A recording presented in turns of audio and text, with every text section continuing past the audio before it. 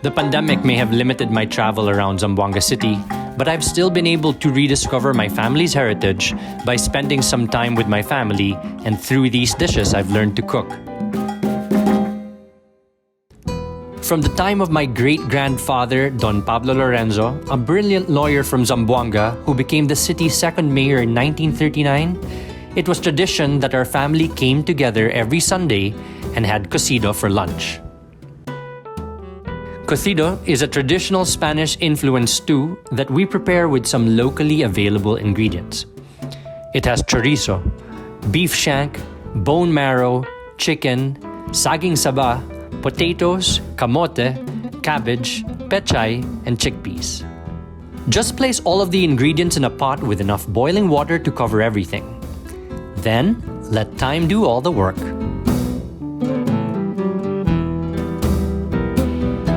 Once you have a rich broth, take out the meats and vegetables.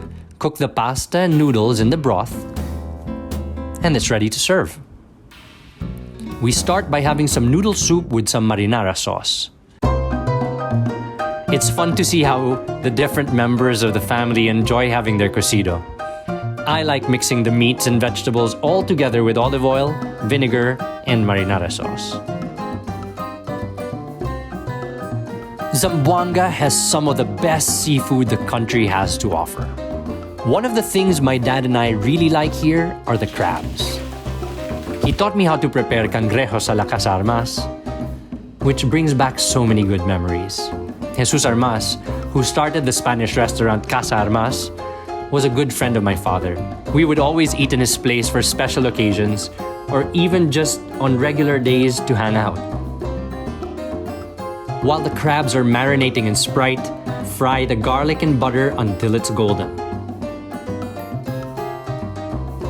Throw the crabs in the pan, add more butter if needed, and season with salt and pepper to taste. It's a pretty quick and simple dish to make that you'll probably end up spending more time savoring every bite than actually preparing it. Also an ode to seafood and definitely a family favorite that we would sometimes serve during Christmas is Paella de Mariscos. It's been great to cook it a few times with some of Zamboanga's freshest ingredients. Paella is a dish that requires time to master. Prepare all the seafood and vegetables into bite-sized pieces.